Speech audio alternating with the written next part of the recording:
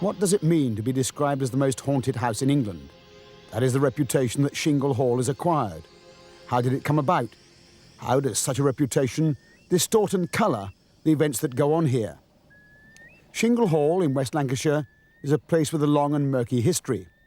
It goes back to the beginning of the 13th century. People lived and worked in a moated farmhouse here when the Knights of Europe were marching off to the Crusades. Later on, during the Reformation, this place was a sanctuary for Roman Catholics in the area. The place is full of tunnels and crannies in which Catholic priests used to hide. People risked their lives to come and practice the rituals of the Mass here. Chingle Hall was a secret mass centre at the time of the religious persecution. And we have priest hides because they came and practised Mass. And when Mass was about to be said, a candle was lit in the Mass window, in the porch, and the flame would go across and light up the Mass window on the outer wall. So the local people knew that if there was a candle shining in the Mass window, Mass was about to be said at Chingle Hall and it was safe to come. Now, if the authorities came and found that people were practising Mass here, they would be taken away and killed. It wasn't a case of don't let it happen again, they were taken away and killed. In modern times, Chingle Hall has always had a ghostly reputation. It's the local haunted house. Although for people brought up in the village, that has always been treated as something of a joke. We never actually saw any ghosts, but we always because it was storm lanterns and candles and an old coal fire and wood fire, so it was always dark and flickery inside. But it was tradition that all the youngsters had to go out of the back door, the rear door in the lounge, and the stairs sort of go upwards along a landing and then past what was reputed to be the haunted room. Stamp on the floor at the end, and it used to take us, it seemed like 10 minutes, probably 2 minutes to get to the end, but only 2 seconds to get downstairs after we'd banged on the floor. But despite that, many people who've had cause to visit the place for one reason or another describe strange experiences they've had here that, to say the least, are difficult to explain away. John Green, for example, came here simply to install some central heating. He will never forget the experience. After probably 2 to 3 days, I thought maybe I was getting a little bit behind. I'll ask another engineer to come with me. I brought him over on the Wednesday morning, took him through the job and said, there's this radiator to finish, the tank in the loft, etc, etc.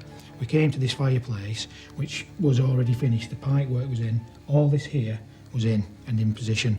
It just needed the actual boiler to be connected. As I turned to say this, I looked round and to my amazement, there was nothing there. This lot had gone. Yeah. So I went over to see Mrs. Kirkham, who was upstairs, and said, Judy, will you come down? Somebody's taken my pipework out or whatever. As we came back into the room, everything was back as it was before. I don't really know what ghost may be. All I can say is that I have had an experience here, and it has changed my thoughts of belief on the supernatural, or whatever you may call it. Terry Whittaker is a radio producer who decided to spend a night at Chingle Hall and do some recordings. Again, he will never forget it. At about 20 to 1 in the morning, we heard footsteps out here in the corridor. And 2 of us came out to see if there was anybody out here. I was stood there, and the other chap was stood there. And in old floorboards, when anybody walks on them, they spring. And these are actually springing. And we watched them, as this invisible entity walked across. And then we looked over here, and standing just here, with his arms tucked in his sleeves, and his cowl up, was a monk. We couldn't see his face for the cowl. We could see him standing here. It was as solid looking as you or I. And after about 30 seconds, he just drifted, rather than walked, forward, through a huge cupboard that was here, and straight into the wall, which afterwards we realised was the entrance to the priest's hide, the original entrance to the priest's hide. The strange thing about it was, we'd been following these ghosts, chasing ghosts for 12 weeks for the series, and we'd not come across anything. And then suddenly on this particular night, there we are, on our last programme, faced with a phantom monk. These kinds of extraordinary experience are a regular occurrence. Indeed, there have been so many strange happenings at Chingle Hall that it has become the focus of a great deal of paranormal research to try to pin down something of what is going on here. The method of investigation that we've used here mainly is experience rather than scientific methods. People that come here with me, investigators, are all skeptics and believers alike, from different jobs, different types of people, different ages, and they all come here looking for something that hopefully they're going to see. But that doesn't happen here very often. More often you have other kinds of experiences, things which can be scientifically recorded. And the simple equipment that we have used here involves tape recorders, video observations, single-lens reflex cameras. And with all those different kinds of equipment, we have come up with evidence here. We've had photographs of ghosts taken, not seen at the time, but when later on films have been developed of photographs taken here, at the time of exposure, something has obviously been around because something has been appeared on the film afterwards, some kind of image. These are some of the strange photographs that have been taken. This one, for example, seems to show a swirl or a spiral of energy with a slightly mannequin shape. Many of them show vague, misty outlines in various parts of the rooms or on the stairs. They're similar to other photographs taken in houses where paranormal activity is frequent. The key point is they all come from ordinary visitors' snaps. No one was aware of anything when the snaps were taken. The images were revealed only in the printing. But of course it's difficult to verify that these are anything other than fogging or perhaps some more elaborate deception. The same is true of the recordings taken during sittings. This one, for example, claims to record the sound of an eerie and guttural scream.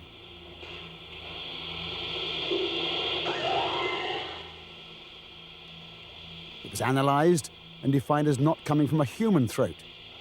But again, these are scarcely acceptable as evidence of anything. Indeed, that is one of the commonest scientific responses to much of what goes on at Chingle Hall. Part hoax, part hokum. We do not know, unfortunately, the nature and the context that the experiences took place in. Because the experiences are anecdotal, it would be dangerous to interpret anything much else from that. If we have strict scientific conditions there, if we do a series or a long-term investigation there, when such things do go on, when we can eliminate such things, with perhaps sealed doors, where they are more structurally sealed but can still be broken by a force similar to that of just a human walking into a room or something, and they are again in thoroughly controlled conditions, opened, manipulated, the sounds that then occurred, we can measure them, monitor them, experience them even, and then make a far better informed judgment from. It's very dangerous dealing with the anecdotal. But the paranormal is by definition anecdotal. The fact that scientists can't get a grip on what is happening here, can't measure it or correlate it, let alone repeat it in any meaningful way, that simply describes the problems that science has in dealing with the paranormal. It certainly doesn't prove that these happenings aren't happening. And I was in the chapel here with a party from New Zealand, and one girl suddenly turned around and she said, "Oh, look at the white-habited figure against the wall." And we turned, and there was a monk standing by the wall there. Very, very clear. You couldn't see his features. He had his hand like this up against his face as if he was guarding his features. And he was there for about a full minute, and then he gradually faded. And my other sighting was up in the John Wall room upstairs. And as you probably know, people in those days were much smaller. The men were 5 feet and under, and the women even smaller. And he was standing beside the door, which is a very small door, and he was standing beside it. You could see again the cowled head, the folded arms, and the robes. And he was there for a full minute, and then he gradually faded away. He was very, very clear. I sat next to the window. Somebody was sat next to me. We had the lights off, and everyone was being really quiet. We were trying to be quiet, trying to listen. And I heard the sound, and I just thought it was my heart at first, because my heart was beating so fast. And it was unmistakable, I don't know, Latin chanting, and the feeling of oppression in the room was just unbelievable. I just felt, I had put my jumper over my head actually. Even though I couldn't see anything anyway, I was just really frightened, and I asked to have somebody to come out with me, because it was just a really bad feeling in there, as if you just captured a minute of something that had happened in there, and you just got a taste of it, and it was something more unnerving than you could ever imagine. I was coming here to do some filming about some research that was going on in Chingle Hall, so we thought it'd be a good idea to stay the night.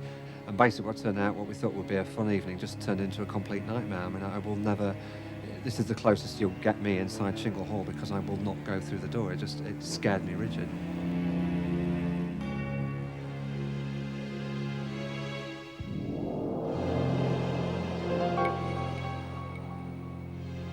A great deal of time has been spent at Chingle Hall trying to identify just who some of the most frequently seen apparitions might be. Although there have been many sightings of monk-like figures, as it happens, some of the most prominent stories are linked to two women. One of them is Margaret Howarth. She owned Chingle Hall in the 50s and led a very social life here. The legend has it that she loved Chingle Hall so much she's never been able to tear herself away, despite her death. There are many extraordinary stories told about the Grey Lady, as she's called. And a young couple came up one evening. They'd heard about Chingle Hall and they thought, oh, we'd like to have a look round here. So they came up, didn't know if anybody would be there or if it would be empty. And they knocked on the sanctuary knocker and this little old lady answered the door. And they said, oh, we'd like to have a look round Chingle Hall. Is it possible for you to show us round? And she said, oh, certainly, come in. She showed them all round the hall. And they were fascinated and she told them all the stories of all these things that happened to her. And eventually they said goodbye and off they went. And she said, oh, my name's Mrs. Howarth. They went down to the pub, they went in and they were talking to the locals and they said, oh, we've just been up to Chingle Hall and Mrs. Howarth has showed us around and we're fascinated with it. And they said, Mrs. Howarth died 12 months ago. Eleanor de Singleton's story is quite different. She dates from the 16th century, and she is the centre of a quite horrific story in which it's difficult to distinguish fact from fiction. She was allegedly imprisoned and abused from a young age by her uncles in one of the rooms upstairs. Eleanor de Singleton was the last person from the de Singleton line to have the hall, and she was about 6 when her parents died. And she was then looked after by 2 uncles. She was kept in one room, which is the priest's room here at Chingle Hall. It's very hard to talk about, and people perhaps think it's a bit bizarre, but she was a victim of sexual abuse from 6 to 18 by her 2 uncles. And she had quite a lot of stillborn children, and she had 4 birthed children that actually breathed. Each one of these children were actually murdered and burnt.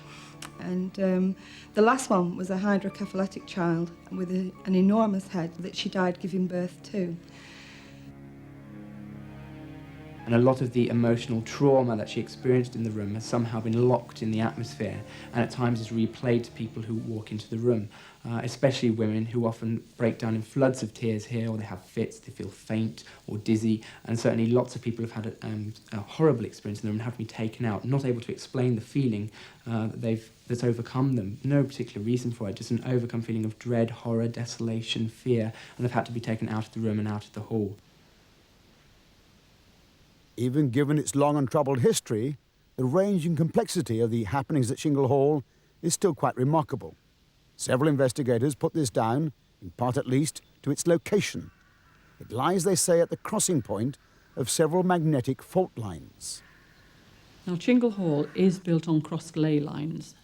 The word ley is spelled L-E-Y, Chorley, Burnley, Leyland. And if anything is built on ley lines, it's prone to electrical, magnetic, paranormal forces. Far to the south of Chingle Hall, near Glastonbury in Somerset, lives one of this country's most renowned experts on ley lines and their effects, Dr. Roni Dougal. I have come across places where you get ley lines crossing or several ley lines converging, and they are places where you get psychic effects happening, where you get people seeing ghosts, where you get time slips, people seeing things that have happened at another time or experiencing things from another time. And it's part of the modern idea about ley lines, that a ley line crossing is a place of particular energy. Now, an awful lot of the old churches, an awful lot of old houses were actually built at these places because the people who built in those days, we're going back now 400, 500, 600 years, were actually much more in tune with the environment than we are now. They were people who lived outside much more, they walked more, they were out there on their horses, and they were very aware of what places felt like. Chingle Hall, I understand, is on the intersection of two underground geological fault lines, producing strong seismic activity and possibly microwave radiation. These can very easily give rise to phenomena in the brain that would cause anything from visual and auditory hallucinations to senses of fear or elation or tingling, definite body reactions, all of which people would interpret as something paranormal, whereas in fact they can be actually reproduced by beaming certain frequencies at people in those situations. In fact, this has been developed in a more macabre way by the US military, who are using certain frequencies for crowd control and for definite military situations. If you hypothesize that the truly paranormal is some frequencies that we are not normally sensitive to in the huge range of the electromagnetic spectrum that is out there, then yes, it is quite possible, particularly if you're electrically shocked, as it seems to be the case, that areas that you otherwise normally are blocked out from you, you could suddenly become very sensitive to and react paranormally. Others would argue there is a far more straightforward explanation, namely that people get from Chingle Hall exactly what they expect to get, a bit of a thrill. Many people, indeed, are prepared to pay for the excitement of spending a night here, and the argument goes they come to the place filled with paranormal expectations. You will be looking for two things not to be there: prior knowledge and expectation. Unfortunately, every experience at Chingle Hall has prior knowledge of the building being haunted and the expectation of what's around every corner. These to a very, very high level. And those added with the other ingredients, again, gives me reason for concern. But can that be a complete answer for the extraordinary range of events that have been experienced here by people from all walks of life with totally different personalities and characters and expectations? We spoke, for example, to a group of ordinary people who had spent the night at Chingle Hall. They had no doubt whatsoever about the disturbing nature of their experiences. Going up towards 3 o'clock in the morning, Jason said, like, if you want, we'll have a seance. And I'm thinking to myself, I thought, oh, yeah, I've heard about this sort of thing. And I wasn't feeling any strangeness or anything. And whatever it was seemed to pick on me straight away. I felt a cold shiver down my back. Then no sooner it warmed up and there was a feeling of a tremendous pressure on my back. It was like somebody had two hands on my back and they were pushing me really hard, and I was holding myself against it. A really incredible force of pressure. But it didn't just stop on my back, it actually came through my body. The force was unbelievable. And when it actually came out of the front of my body, it relieved me. I were absolutely gasping for breath. And no sooner had it left me, my wife Wendy was sat on my left, another girl, Angela, that was sat on my right. They both experienced the same thing. At one stage, I had floods of tears rolling down my face. I wasn't feeling any depression or sadness or anything. It was just an overwhelming experience of tears. It was quite late, and I heard this clanging, crashing noise in the porch, and wanted to go investigate it. So I opened the door, and to my amazement, what I saw was this chair physically moving on its own and making a hell of a noise, because obviously it's a tile floor here, and the chair was doing this. Violent movements, and obviously I witnessed this and I was on my own. I wanted to go and get someone else to see it, so I shouted to my friend Andy, who came, and the rest of them didn't want to come and see it. And he saw it. I turned the light on because we wanted to see this happen, and it was very, very cold in here. and turned the light on, and the chair was still moving. Now, obviously, this it felt like a long time, but in actual time, it was probably about 30 seconds. We were inside the hall with 8 nurses who were here on a sponsored sit-in, and it all started out as good fun, and everybody was jovial and joking, and it turned very nasty. We were all upstairs. The first experience was about an hour after I'd arrived, and we were all upstairs sitting down in one of the rooms, and one of the nurses who were cynics at the best of the time just turned and said, "I can see something. There's somebody above your shoulder," to one of the nurses in the corner. And the way she said it, we just knew she wasn't joking. And the nurse on the other side said, "Oh God, I can feel him, but I can't look, I'm too scared to look." And there were a couple of others that actually saw this figure in a hood standing above the nurses, and that was it. I mean, that was the first episode, and it completely freaked her. I mean, she was in tears. She couldn't talk for about an hour and a half, and we knew then that it was going to be a very, very long night. It was the first occasion we came. We were all sat around the fire, and we were just talking, having a drink, and the girl who was actually sat with her back against the wall just leaned forward suddenly. She went absolutely white. The blood just went out of her face, and we were sort of leaning forward. "Are you okay?" And there's a psychic breeze was moving around the crowd. It's as if it had come through the wall, had sensed we were there, which wasn't, looking back on it, was quite unusual. It didn't walk straight through us all, it walked around us all, as if it was aware that we were there. And then there was a heavy knock on the door. It's just not similar, it's just nothing like when you knock the door, the sound's not like that. It's as though there's more in resonance, and it sounds like it's going throughout the whole house and through everything, through you.